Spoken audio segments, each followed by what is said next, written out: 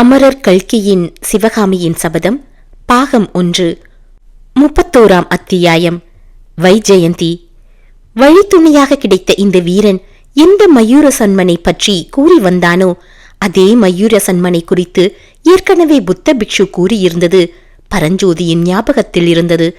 ஆனால் அவர் கூறிய வரலாறு இவ்வளவு ரசமாக இல்லை. அந்த வரலாற்றை அவர் கூறியதன் நோக்கமும் பரஞ்சோதிக்கு பிடிக்கவில்லை. அந்த மயூர சன்மனை போல் ஒருவேளை நீயுமானாலும் ஆகலாம் என்று புத்த பிக்ஷு கூறியது பரஞ்சோதியின் உள்ளத்தில் அருவருப்பைத்தான் உண்டு பண்ணிற்று. ஏன், மயூரசன்மன் பேரிலேயே அவனுக்கு அருவருப்பு உண்டாக அது காரணமாக இருந்தது.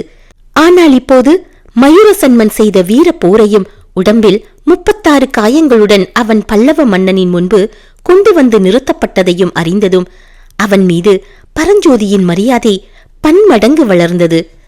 அப்பேற்பட்ட வீரன் பல்லவ மன்னனுக்கு சரணாகதி அடைய மறுத்துத்தான் இருப்பான். அரசனுக்கு எதிராக கலகம் செய்பவர்களை பூமியில் புதைத்து யானையின் காலால் இடறச் செய்வதுதானே வழக்கம். பல்லவராஜாவும் அப்படி செய்து விட்டாராக்கும் என்று பரஞ்சோதி மனக்கசப்புடன் கூறினான். இல்லை தம்பி, இல்லை.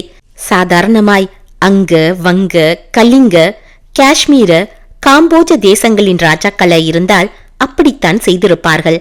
ஆனால் காஞ்சி பல்லவ மன்னர்களின் காரியங்கள் ஒரு தனி போக்காக இருக்கும்.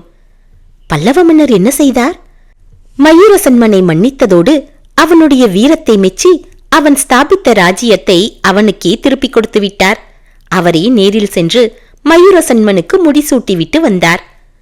அப்படியா என்று பரஞ்சோதி தன் உண்மையான வியப்பை தெரிவித்துவிட்டு, அதை குறித்து மயூரசன்மன் நன்றி பாராட்டினானா என்று கேட்டான்.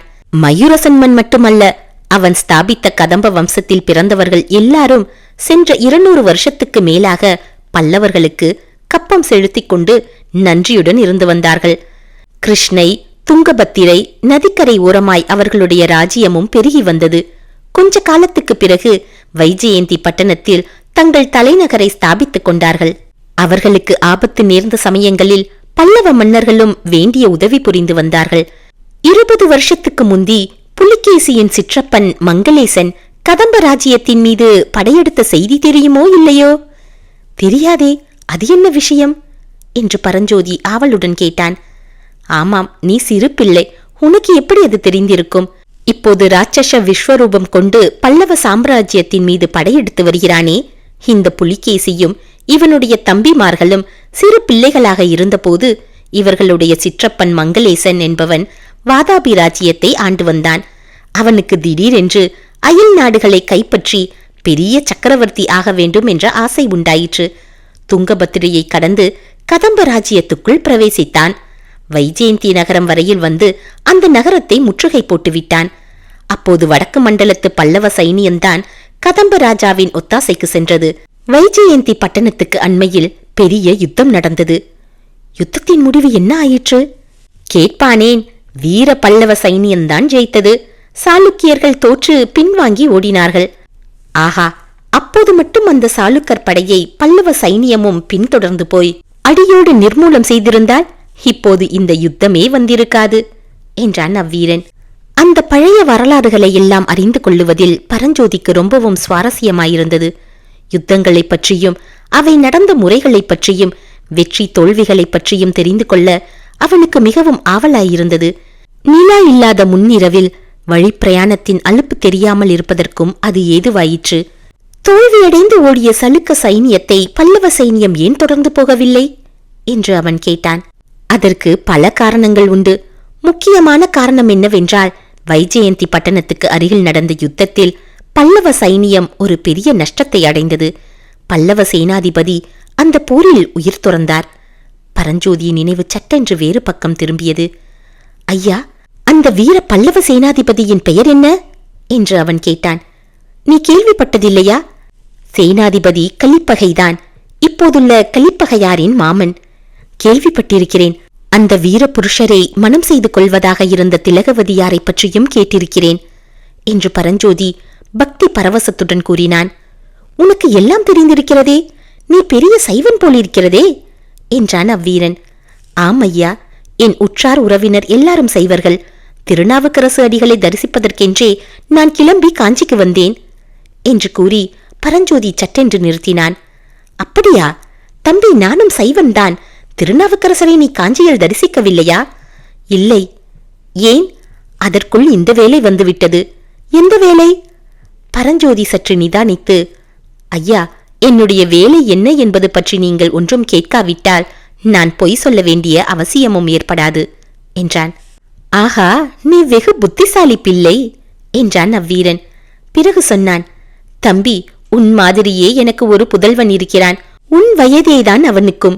இந்த பிரயாணத்தில் என்னோடு தானும் வர வேண்டும் என்று பிடிவாதம் பிடித்தான். நான் கூடாது என்று தடுத்து விட்டேன்.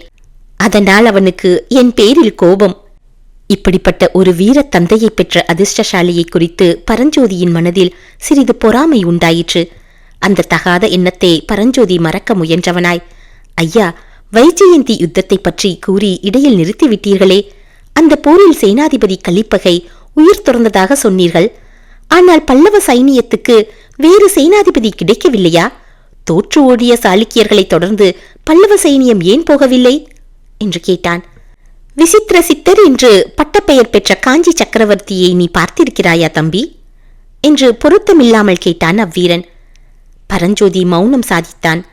அவனுடைய மௌனத்தை பாராட்டி அவ்வீரன் தலையை ஆட்டிவிட்டு மேலே சொல்கிறான். விசித்திர சித்தர் அந்த காலத்தில் மிக மிக விசித்திரமான எண்ணங்களை கொண்டிருந்தார். உலகத்தில் யுத்தம் என்பதே கூடாது, பகைமையும் துவேஷமும் இருக்கக்கூடாது. எல்லா ஜனங்களும் சிற்பம் முதலிய கலைகளில் ஈடுபட்டு ஆடல் பாடல்களில் ஆனந்தமாய் காலம் கழிக்க வேண்டும் என்ற எண்ணங்கள் அவர் மனதில் குடிகொண்டிருந்தன. நமக்கு இருக்கிற ராஜ்யம் போதும், அதிகம் எண்ணத்திற்கு என்ற வைராக்கியத்தையும் கொண்டிருந்தார். அப்பேற்பட்ட சமயத்தில் புலிகேசியின் இடமிருந்து சமாதான கோரிக்கையும் கிடைக்கவே யுத்தத்தை நிறுத்தும்படி கட்டளை போட்டுவிட்டார். புலிகேசி எப்போது அரசனானான்? சிற்றப்பன் மங்களேசன் ராஜ்யத்தின் மேலுள்ள ஆசையினால் புலிகேசியையும் அவன் தம்பிகளையும் சிறையில் போட்டிருந்தான். மங்களேசன் வைஜெயந்தின் மேல் படையெடுத்த போது புலிகேசியும் அவன் தம்பிமார்களும் சிறையிலிருந்து தப்பி வெளியே வந்து விட்டார்கள். தோல்வியடைந்து திரும்பிய மங்களேசனை கொன்றுவிட்டு வாதாபி மன்னனாக புலிகேசி முடிசூட்டிக் கொண்டான். உடனே காஞ்சி சக்கரவர்த்திக்கு சமாதான தூது அனுப்பினான். நாக சர்ப்பத்துடன் சமாதானம் செய்து கொண்டது போல் அந்த பாதகனுடன் மகேந்திர சக்கரவர்த்தியும் அப்போது சமாதானம் செய்து கொண்டார். அதனுடைய விபரீத பலனை இப்போது அனுபவிக்கிறார். என்ன விபரீத பலன்? விபரீத பலன் என்னவா? புலிகேசியின் சைனியங்கள் இந்த யுத்தத்தில் வைஜெயந்தியை கைப்பற்றிக் கொண்டு மேலேறி வருகின்றன என்று உனக்கு தெரியாதா? இன்னொரு பயங்கரமான செய்தி கேள்விப்படுகிறேன். வைஜெயந்தி பட்டணத்தை கைப்பற்றிய உடனேயே புலிகேசி அந்த நகரில் இருந்த செல்வங்களை எல்லாம் கொள்ளையடித்து நகரையே கொளுத்தும்படியாக கட்டளையிட்டான் என்று தெரிகிறது. இதை என்னால் நம்பவே முடியவில்லை. ஒருவேளை உண்மையாயிருந்தால் காஞ்சி மகேந்திரவர்மருக்கு இதுவும் வேண்டும், இன்னமும் வேண்டும் என்றுதான் சொல்லுவேன். உலகத்தில் ராஜாக்களும் சக்கரவர்த்திகளும் போரிலே புலி என்றும் சண்டையிலே சிங்கம் என்றும் பட்டப்பெயர் வாங்குவார்கள். காஞ்சி சக்கரவர்த்தி சித்திரக்கார புலி என்று பட்டம் பெற்றிருக்கிறார் அல்லவா? அவருக்கு இதெல்லாம் வேண்டியதுதானே? பரஞ்சோதி மீண்டும் மௌனத்தில் ஆழ்ந்தான். வைஜெயந்தி பட்டணம் எரிக்கப்பட்ட செய்தி அவன் மனதை கலக்கியிருந்தது. சற்று பொறுத்து அவ்வீரன், தம்பி, எங்கே போகிறாய், என்ன காரியமாய் போகிறாய் என்று உன்னை நான் கேட்கவில்லை. ஆனால் இன்று ராத்திரி எங்கே தங்குவதாக உத்தேசம் என்று சொல்லுவதில் உனக்கு ஆட்சேபம் ஒன்றுமிராதே என்றான். இந்த மலையை தாண்டியதும் அப்பால் ஒரு மகேந்திர விடுதி இருப்பதாக சொன்னார்கள். அதில் தங்கலாம் என்று எண்ணியிருந்தேன். இருட்டுவதற்கு முன்னால் மகேந்திர விடுதிக்கு போய் சேர்ந்து விடலாம் என்று நினைத்தேன். அதோ பார் வெளிச்சத்தை. நீ சொன்ன மகேந்திர விடுதி அந்த வெளிச்சம் தெரிகிற வீடுதான். நானும் இன்றிரவு அங்கேதான் தங்கப் போகிறேன் என்றான் அவ்வீரன். 31ஆம் அத்தியாயம் நிறைவு பெற்றது. 32ஆம் அத்தியாயம். கும்பகர்ணன். பிரயாணிகள் இருவரும் விடுதியை நெருங்கிய போது அங்கே ஆயத்தமாக காத்திருந்த வீரர்கள் 4 கையில் உருவிய கத்திகளுடன் பள்ளிச்சென்று முன்னால் வந்து நில் என்றார்கள். விடுதியின் வாசலில் நின்ற இன்னொரு வீரன் கையில் பிரகாசமான தீவர்த்தியை பிடித்துக் கொண்டிருந்தான். அதன் ஒளியில் மற்ற 4 கையிலும் இருந்த கத்திகள் மின்னி திகழ்ந்தன.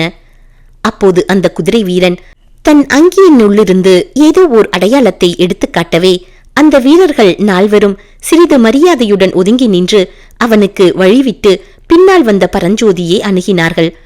குதிரை வீரன் திரும்பி பார்த்து, அவனும் என்னுடன் வருகிறான் என்று சொல்லவே பரஞ்சோதிக்கும் அவர்கள் வழிவிட்டார்கள்.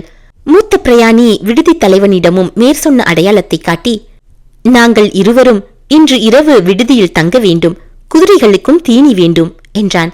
விடுதி தலைவன் மற்ற வீரர்களைப் போலவே மரியாதையுடன் அப்படியே ஐயா என்று மறுமொழி கூறினான். இதெல்லாம் பரஞ்சோதிக்கு மிக்க வியப்பை அளித்தது. அந்த வீரன் ஏதோ பெரிய ராஜாங்க காரியமாகப் போகிறான் என்றும் பரஞ்சோதி யூகித்துக் கொண்டான். ஒருவேளை பல்லவ சைனியத்தைச் சேர்ந்த பெரிய தளபதியாக கூட அவன் இருக்கலாம் என்றும் சந்தேகித்தான். தான் இப்போது ஏற்றுக்கொண்டிருக்கும் காரியம் ஒருவிதமாக முடிந்த பிறகு இந்த வீரன் எங்கே இருந்தாலும் தேடி கண்டுபிடித்து இவனுடைய சிநேகிதத்தை வளர்த்து கொள்ள வேண்டும் என்ற ஆசை பரஞ்சோதிக்கு உண்டாயிற்று. இருவரும் உணவு அருந்திய போது அவ்வீரன் பரஞ்சோதியை பார்த்து, தம்பி, வைஜெயந்தி யுத்தத்தை பற்றி உனக்கு சொன்னேன் அல்லவா? அந்த காலத்தில் எனக்கு கிட்டத்தட்ட உன் வயதுதான் இருக்கும். அப்போது ஒரு தடவை நான் இந்த விடுதியில் தங்கியிருக்கிறேன். அன்றிரவு எனக்கு ஒரு விசித்திரமான அனுபவம் ஏற்பட்டது என்றான். அது என்ன என்று பரஞ்சோதி ஆவலுடன் கேட்டான். தம்பி, இத்தனை நேரமும் நாம் ஒருவர் பெயரை ஒருவர் தெரிந்து கொள்ளாமலேயே பேசிக் கொண்டிருக்கிறோம். என் பெயரை தெரிவிப்பதில் எனக்கு ஆட்சேபம் ஒன்றுமில்லை. எனக்கு என் தாய் தந்தையர்கள் இட்ட பெயர் வஜ்ரபாகு. ஆனால் என் சிநேகிதர்கள் என்னை கும்பகர்ணன் என்று அழைப்பார்கள். தூங்கினால் அப்படி தூங்குவேன். இன்று போலவே அன்றைக்கும் நாளெல்லாம் பிரயாணம் செய்திருந்தபடியால் அசந்து தூங்கிவிட்டேன். அப்போது என்ன நடந்தது தெரியுமா? ஏதாவது பிசாசு சொப்பனம் கண்டு உளறியடித்துக் கொண்டு எழுந்தீர்களாக்கும் என்று பரஞ்சோதி குறும்பாக கூறினான். அதை கேட்ட வஜ்ரபாகு நகைத்துவிட்டு, இல்லை இல்லை, அதைவிட ஆபத்தான விஷயம். வீடு இடிந்து என் மேல் விழுந்து விட்டது போல் சொப்பனம் கண்டு கண்ணை விழித்து பார்த்தபோது 5-6 தடியர்கள் என் மேல் உட்கார்ந்து அமுக்கிக் கொண்டிருந்தார்கள். 2 பேர் என் இடுப்பை தடவிக் கொண்டிருந்தார்கள். என்னத்திற்காக தெரியுமா? ஐயா, என்னை ஞான திருஷ்டியுள்ளவன் என்று நினைத்து கொண்டீர்களா? தாங்கள் சொல்லாவிட்டால் எனக்கு எப்படி தெரியும் என்றான் பரஞ்சோதி. நல்லது தம்பி, நான் சேனாதிபதி கலிப்பகையாருக்கு கொண்டு போன ஓலையை தஸ்கரம் செய்வதற்காகத்தான். என் இடுப்பில் அந்த ஓலை இருக்கும் என்று அந்த முரடர்கள் எண்ணினார்கள். ஆஹா என்றான் பரஞ்சோதி. அவனை அறியாமல் அவனுடைய வலது கை இடுப்பை தொட்டு பார்த்தது. இது ஒரு கணம்தான். மறுகணம் கை பழைய நிலையை அடைந்தது. ஆனால் அந்த ஒரே கன நேர செய்கையை வீரன் வஜ்ரபாகுவின் தீவிரமான கண்கள் கவனிக்காமல் போகவில்லை. அப்புறம் என்ன ஆயிற்று ஐயா? அந்த முரடர்களுக்கு தாங்கள் கொண்டு போன ஓலை கிடைத்ததா என்று பரஞ்சோதி கேட்டான். ஓலை கிடைக்கவில்லை. என்னுடைய கை முஷ்டியினால் தலைக்கு 7-8 குட்டுக்கள் கிடைத்தன. பெற்றுக்கொண்டு தலை தப்பியது தம்பிரான் புண்ணியம் என்று ஓட்டம் பிடித்தார்கள். பரஞ்சோதி சிரித்துவிட்டு, அந்த முட்டாள்களுக்கு நன்றாய் வேண்டும். தங்களுடைய கும்பகர்ண தூக்கத்தை கலைத்தார்கள் அல்லவா? யாராவது ஒருவன் தனியாக வந்து இடுப்பை தடவி இருந்தால் ஒருவேளை ஓலை கிடைத்திருக்கும் என்றான். அப்போதும் கிடைத்திராது என்றான் வஜ்ரபாகு. ஏன்? நீங்கள் தான் கும்பகர்ணன் மாதிரி தூங்குவேன் என்று சொன்னீர்களே. உண்மைதான் தம்பி, ஆனால் ஓலை இடுப்பில் இருந்தால்தானே கிடைக்கும். பின் வேறு பத்திரமான இடத்தில் அதை வைத்துக் கொண்டிருந்தீர்களா? ஆமாம், அக்னி பகவானிடமே ஒப்படைத்து விட்டேன். இதென்ன, நல்ல தூதராயிருக்கிறீர்களே. ஓலையை நெருப்பிலே போட்டுவிட்டு எதற்காக பிரயாணம் செய்தீர்கள்? ஓலையை நெருப்பிலே போடுவதற்கு முன்னால் அதை படித்து விஷயத்தை மனதில் பதிய வைத்துக் கொண்டேன். ஓஹோ, ராஜாங்க தூதர்கள் அப்படி கூட செய்யலாமா என்ன? சமயோசிதமாக காரியம் செய்ய தெரியாதவன் ராஜாங்க தூதுவனாக இருக்கவே அருகனில்லை தம்பி. இம்மாதிரி அபாயம் ஏதாவது நேரலாம் என்று நான் எதிர்பார்த்தேன். எனவே முன் ஜாக்கிரதையாக காரியம் செய்தேன். அதற்காக சக்கரவர்த்தியிடமிருந்து எனக்கு வெகுமதியும் கிடைத்தது.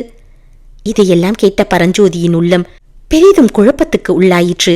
இரவில் விடுதிகளில் தங்க நேர்ந்தால் மற்றவர்கள் படுக்கும் அறையில் படுக்கக்கூடாது என்று புத்த பிக்ஷு எச்சரித்தது அவனுக்கு ஞாபகம் வந்தது. நல்ல வேளையாக அன்றிரவு படுத்துக் கொள்வதற்கு அவனுக்கு தனி அறையே கொடுத்தார்கள். வஜ்ரபாகுவும், தம்பி, இனிமேல் உன் வழி வேறு, என் வழி வேறு. நான் அதிகாலையில் எழுந்து போய்விடுவேன். உன்னை எனக்கு ரொம்பவும் பிடித்திருக்கிறது. எப்போதாவது உதவி தேவை இருந்தால் என்னிடம் வர தயங்காதே என்று சொல்லி விடை பெற்று படுக்கச் சென்றான். பரஞ்சோதி படுத்துக் கொள்ளும்போது வஜ்ரபாகு கூறிய அனுபவம் அவனுக்கு ஞாபகம் இருந்தபடியால் அயர்ந்து தூங்கிவிடக்கூடாது என்றும் ஏதாவது சத்தம் கேட்டால் பள்ளிச்சென்று எழுந்துவிட வேண்டும் என்றும் மனதிற்குள் சங்கல்பம் செய்து கொண்டான். ஆனால் வாலிப பருவமும் நாளெல்லாம் பிரயாணம் செய்த களைப்பும் சேர்ந்து படுத்த சிறிது நேரத்திற்கெல்லாம் அவனை நித்திரையில் ஆழ்த்திவிட்டன. எனினும் அவனுடைய தூக்கம் அமைதியான தூக்கமாக இருக்கவில்லை. பயங்கரமான கனவுகள் மாறி மாறி தோன்றிக் கொண்டிருந்தன.